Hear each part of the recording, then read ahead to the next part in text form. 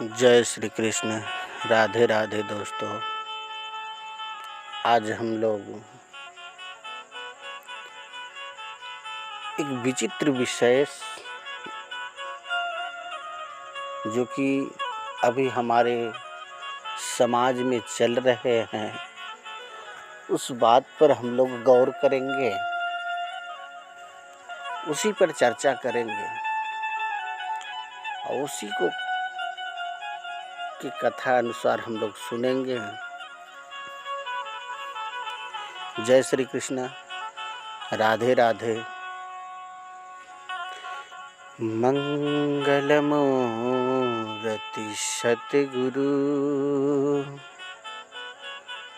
मिलबै सर्वाधार।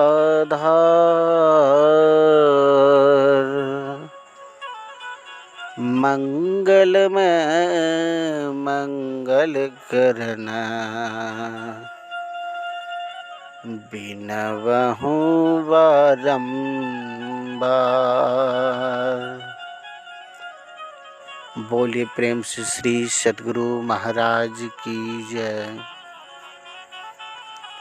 आज का विषय है लक्षण।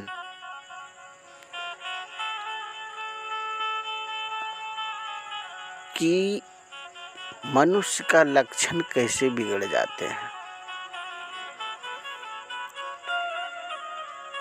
सबसे तो बड़ी बात है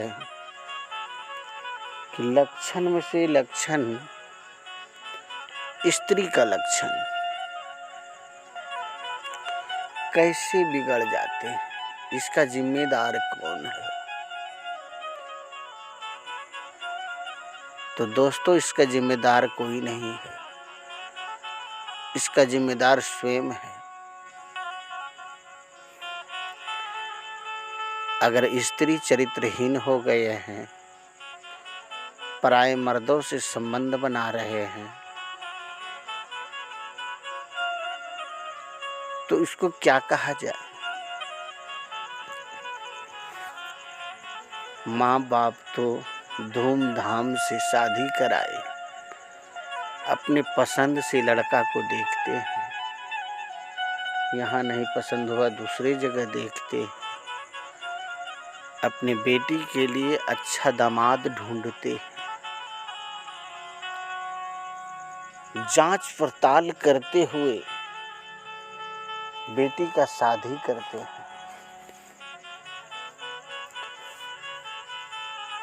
जब शादी करके ससुराल बस जाते हैं तो बेटी चरित्रहीन हो जाती है। बाप माँ के किरे कराए पे पानी फेर देते हैं। ये नहीं सोचता कि हमारा केवल हमारा करने से कुकर्म कितने आदमी को प्रभाव पड़ेंगे।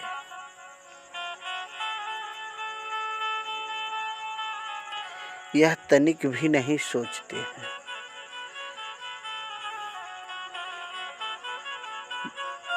आप लोग हाल फिलहाल में सुने होंगे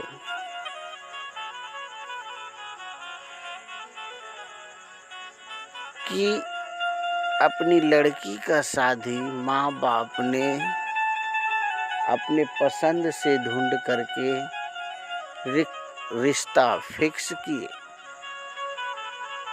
दहेज का पैसा भी दे दिए, कार्ड भी छपा करके बट चुका था। ये 16 तारीख जो गए, उसी डेट पर उनकी शादी थी, उनकी बेटी की। तो आजकल जमाने के अनुसार जब रिश्ता तय हो जाता है तो लड़के लड़की में फोन पर बातचीत होना चालू हो जाता है। उधर से बोलता है लड़का की माँ, बहू से बात कराओ बेटा। बहू भी बात करते, सास भी बात करती, ननद भी बात करती, उसका हस्बैंड तो बात कर ही रहे हैं। तो फोन पर बात कर रहे थे लड़की से। तो लड़की से बात करते करते लड़की की माँ से भी बात कर रहे थे लड़का। अब लड़का से जब बात कर रहे थे अपने दामाद से, तो अपना बेटी के बारे में नहीं, अपने बारे में बात कर ली। अब देखो ये कैसी माँ है जिसके साथ बेटी का रिश्ता होने वाला है, रिश्ते में तुम्हारा बेटा लगता है, उसके साथ भाग गई। बताओ ये कैसा समाज है? इसे देखकर समाज में क्या प्रभाव पड़ेगा? वह बेटी मन में क्या सोचती होगी?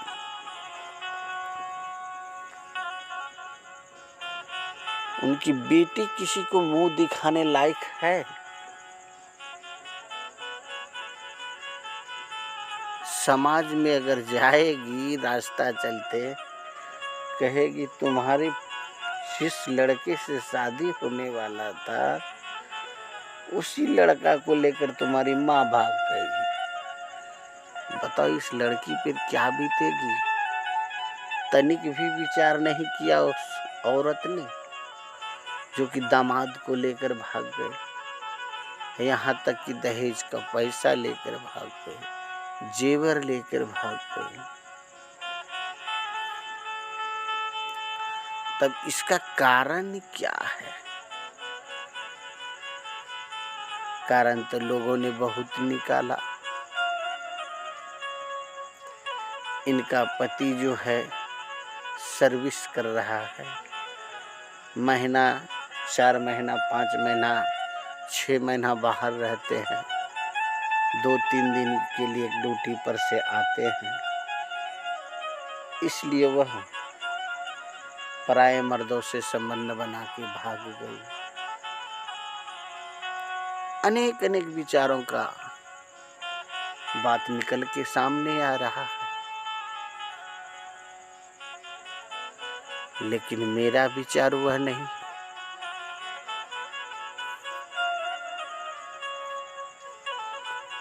वो जो वैसा बना, तो क्यों बना? अगले जन्मों का जो कुछ रह गया था, इस जन्म में उसने वो पाप कर बैठा।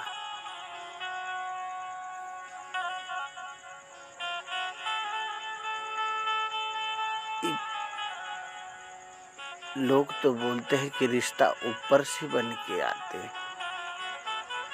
जोड़ियां ऊपर वाले बनाते हैं।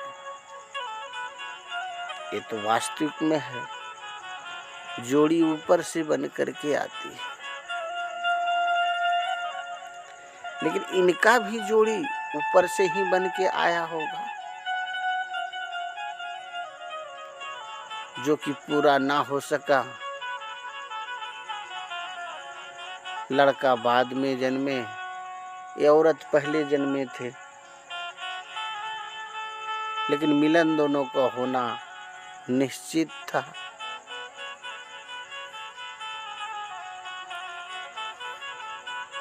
तो दोनों मिल गए। ये सब कर्मों का फल है। अगर कर्म तुमने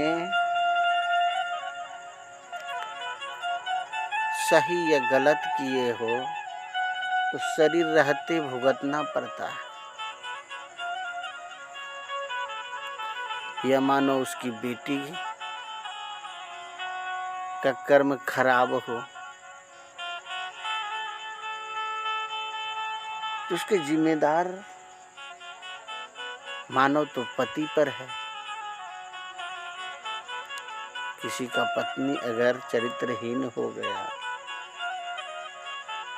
तो उसका जिम्मेदार कौन? पति। तो इसी तरह से आप लोग सुने कि गौतम ऋषि की पत्नी के साथ कैसा इंद्र भगवान ने दुर्विचार कर लिए। अहिल्या बहुत सुंदर थी। अहिल्या जो थी बहुत सुंदर थी, गौतम ऋषि की पत्नी थी, लेकिन बेटी वह ब्रह्मा जी की थी। जब वह शादी नहीं हुआ था अहिल्या की, तो गौतम ऋषि के कुटी पर ला करके ब्रह्मा जी बोले, मैं कुछ दिनों के लिए कहीं जा रहा हूं, मैं अपना बेटी तुम्हारे पास छोड़कर जा रहा हूं। मानो अप्सरा भी उसके सामने फैल था, इतना सुंदर था। जब गौतम ऋषि के पास छोड़कर गए तो 5 साल के लिए छोड़ दिए। जवान लड़की कुटिया पर रहे और साधु भी जवान है, लेकिन गौतम ऋषि ऐसा संत थे, मुनि थे, उस लड़की की तरफ नजर उठा करके नहीं देखे। 5 साल बीतने के बाद जब ब्रह्मा जी आए, बोलता है मेरा बेटी कहाँ का? बोला कुटी में है। भगवान बुलाए, बोलता है कि गौतम ऋषि, मैंने तुम्हारा परीक्षा लिया और तुम परीक्षा में पास हो गए। मैंने 5 साल के लिए इस कन्या को तुम्हारे पास भेजा, लेकिन तुमने इनके साथ कभी नजर उठाकर नहीं देखा, तो मैं हाथ जोड़कर विनती करता हूं, हमारे बेटी से तुम शादी कर लो। तुरंत वहीं पर हवन कुंड बनवाए और अहिल्या गौतम ऋषि का शादी करवा दिए।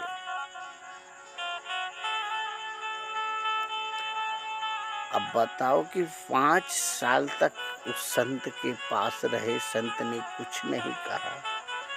आजकल के जमाने में अगर तुम बोल दो थोड़ा मेरा घर देखना, बीवी बच्चा अकेला है, दोस्त थोड़ा घर देखना, मैं 2 दिन बाद आऊंगा, वह घर नहीं, वह तुम्हारा घर नहीं देखेगा, वह तुम्हारा पूरा फैमिली को देखेगा। तो भरोसा करने का किस पर करे? भरोसा करने का ही नहीं रह गया है। किस पर भरोसा करे? पति पत्नी पर भरोसा करे कि पत्नी पति पर भरोसा करे? भरोसा अब तो टूट रहा है सबका। किस पर विश्वास किया जाए? विश्वास नाम का इस कलयुग में अब रह नहीं गया। किस पर विश्वास किया जाए?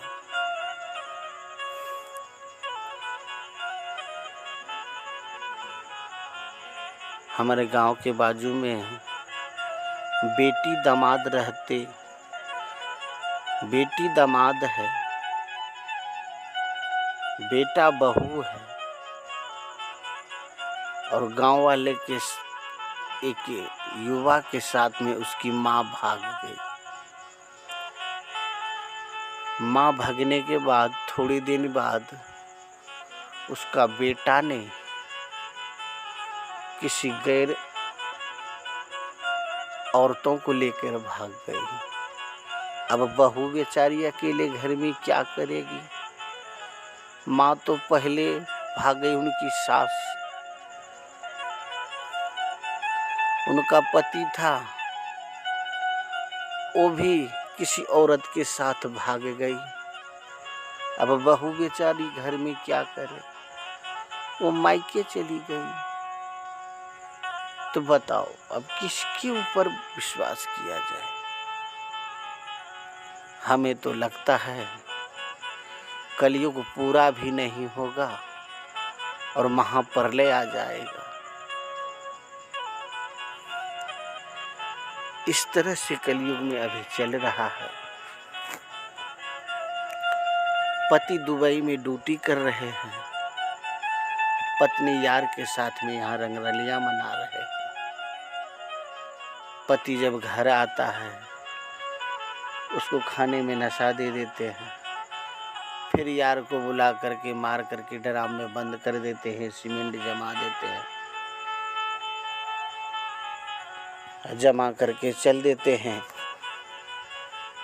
फिर घूमने के लिए यार के साथ में। तो बताओ इतना पैसा कमाने वाला, लाख रुपया महीना कमाने वाला पति को भी काट के लोग ड्राम में डलवा देते हैं। किस पर विश्वास किया जाए। बाप पर भी बेटा अब विश्वास नहीं कर रहे।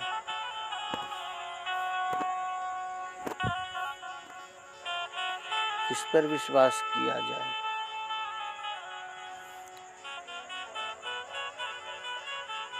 बाप छोटे बेटे के साथ में थे, बड़ा बेटा और छोटा बेटा में लड़ाई हुआ तो छोटा बेटा और बाप मिल करके बड़े बेटों के गड़ासा से काट दिया। अब बताओ जब बाप बेटे को काट रहा तो क्या किया जाए। सीता माँ की तरह धरती माँ को पुकारा जाए कि हे माँ धरती फटो, हमको शरण में ले लो, क्योंकि अब देखा नहीं जा रहा है। समाज के लोगों के साथ बैठने का दिल नहीं कर रहा है। किससे यारी रखूं, किससे दुश्मनी रखूं, किससे दोस्ती करूं, किससे बातचीत करूं। कुछ करने का रह नहीं गया। किसको दोस्त बनाऊं, किसको दुश्मन बनाऊं, किससे रिश्ता जोड़ूं।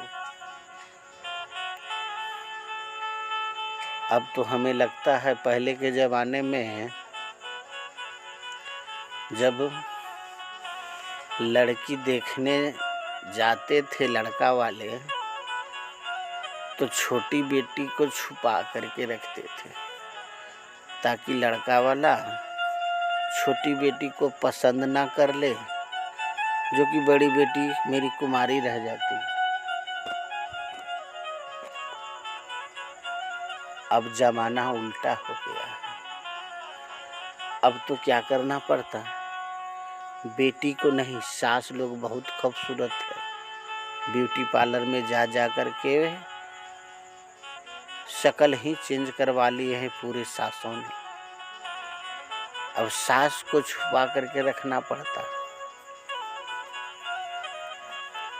कहीं सास ही दामाद को लेकर ना भाग जाए। अभी 2-3 दिन पहले समधिन को समधी लेके भाग गई। हाय रे जमाना, क्या जमाना है। किस पे उंगली उठाओगे, किसका चर्चा करना चाहते हैं। चर्चा करने का कुछ रह नहीं गया है। इसीलिए हम कहते हैं कि घर में सत्संग कराओ।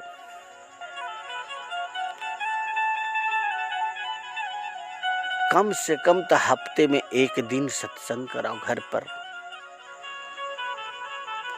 सत्संग कराओगे, संत अगर तुम्हारे दरवाजे पर आएंगे तो सबका मन का विचार बदलता रहेगा। यहाँ तक तो कहा गया है कि रोज होना चाहिए घर में सत्संग, तीनों टाइम होना चाहिए सत्संग। सत्संग से घर में प्रभाव पड़ेगा और सबका विचार बदलाव होगा। ये जब से मोबाइल निकल गया है, टच मोबाइल, तब से यह ऐसे ऐसे चीज देखने को मिल रहा है, सुनने को मिल रहा है। तुम सोच रहे हो कि गलत कर देंगे तो हमारे गांव भर खली जानेंगे, ऐसा फिर में नहीं रहना। एक गलती काम कर दो तुम, पूरा दुनिया देखेगा। यही दुनिया नहीं, विदेशों का आदमी भी देखेगा कि तुमने कैसा कर्म किया। तो घर में सत्संग कराओ। सत्संग कराने से घर में कूड़ दिमाग जो सबका चल रहा है, तो कभी सत्संग का भी बात विचार उस दिमाग में घुसना चाहिए, ताकि वो दिमाग साफ हो। आप लोग का मोबाइल भर जाते हैं तो क्या करते हैं? स्टोल मारते हैं, बहुत तरह का काम करते ताकि मोबाइल मेरा साफ रहे। उसी तरह से दिमाग को भी साफ करना पड़ता। तो कभी भी सत्संग सुनने के लिए जाओ तो बच्चों को भी साथ में लेकर जाओ, वह भी सुनेगा। तो बच्चे को घर में केवल किताब ही नहीं, रामायण गीता भी पढ़ाओ, तब तो समझे कि भगवान क्या कह रहे हैं, क्या करना चाहिए।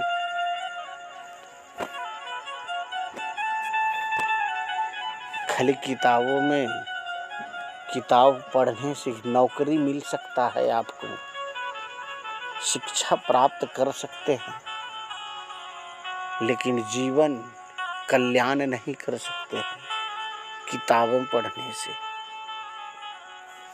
तो आप गीता और रामायण भी पढ़ा करें। इनको पढ़ने से नौकरी तो नहीं मिलेगा,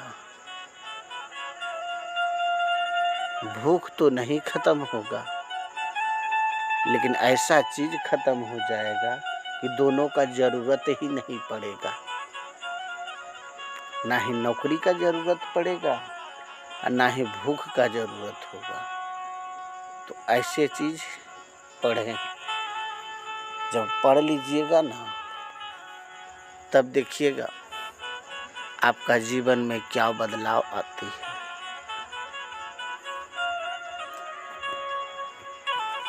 एक अनिरुद्ध आचार्य जी के सत्संग पंडाल में एक महिला पहुंचे। उस महिला ने कहा कि गुरुजी, मैं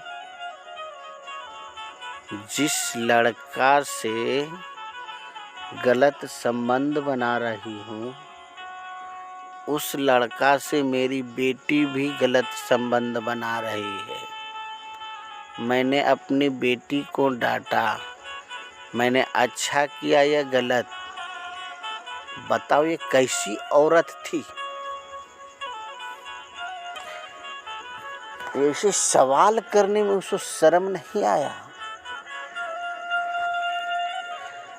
तब जाके शास्त्री जी महाराज ने पूछा क्या हुआ, तुम्हारी मर्द मर गई? क्या बाहर चले गए? तो उस औरत ने कहा नहीं, जेल चले गए हैं। तो जेल चले गए तो क्या करोगे, तुम गैर मर्दों से संबंध बना लोगी? तो औरत ने जवाब दिया, क्या करेंगे, मजबूरी था और मेरे रिश्तेदार भी था। अब बताओ, तो रिश्तेदार है तो क्या, मर्द अगर जेल चले गए तो रिश्तेदारों से संबंध बना लोगी? और जिससे माँ बना रही है उससे बेटी भी संबंध बनाएगी? हाय रे जमाना, ऐसी औरत को तो डूब करके मर जाना चाहिए कि जिसके साथ वह संबंध बना रही है उसी के साथ उनकी बेटी संबंध बनाने लगी। ऐसी औरत पर तो थू है। कहाँ कहाँ से ऐसी औरत सब आ जाते हैं, तनिक भी शर्म नहीं आए उतनी भरी पंडाल में सवाल पूछने में। क्या करेंगे, ये सब कर्मों का फल है। जैसा कर्म करे हो, शरीर रहते सब भोग करके जाओगे। ऊपर तो थोड़ा बहुत भोगना है, कोई देखेगा कोई नहीं देखेगा। यहाँ सब कोई देखेगा कि तुम कैसे कर्म कर रहे हो, इसका अंजाम क्या हो रहा है। तो सत्संग में जाओ, सत्संग सुनो। मैं कितना बार बोलूं, सत्संग सुनो, सत्संग। सत्संग से ज्ञान मिलेगा। ज्ञान मिलने के बाद तो अपने आप सब चीज में बदलाव हो जाएगा।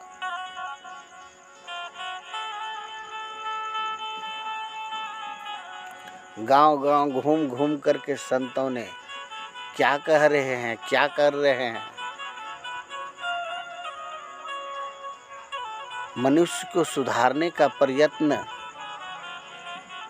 उन्होंने जारी रखा है।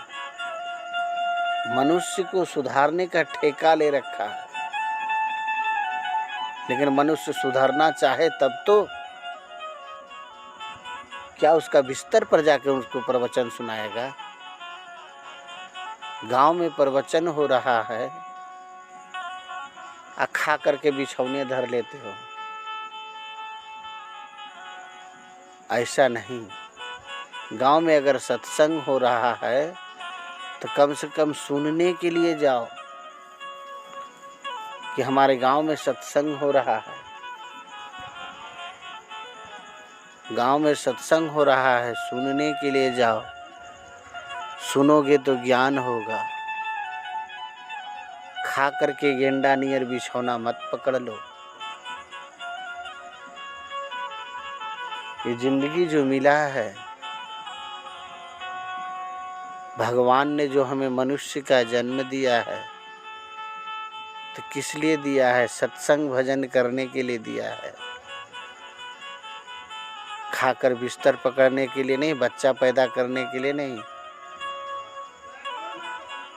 सत्संग सुनने के लिए। सत्संग सुनो, सत्संग करो। सत्संग सुनोगे तो ज्ञान होगा। सत्संग सुनोगे तो ज्ञान होगा। सत्संग में ही ज्ञान है। ज्ञान का मंदिर कहा जाता है आश्रम को। मंदिर तो मंदिर है, लेकिन ये ज्ञान का मंदिर है। यहाँ पर ज्ञान मिलता है। कभी भी आप लोग समय मिले तो भागलपुर कुप्पा घाट आए। ये ज्ञान का मंदिर है। वहाँ पर आप लोग सर्च करके भी देखेंगे मोबाइल पे कि भागलपुर कुप्पा घाट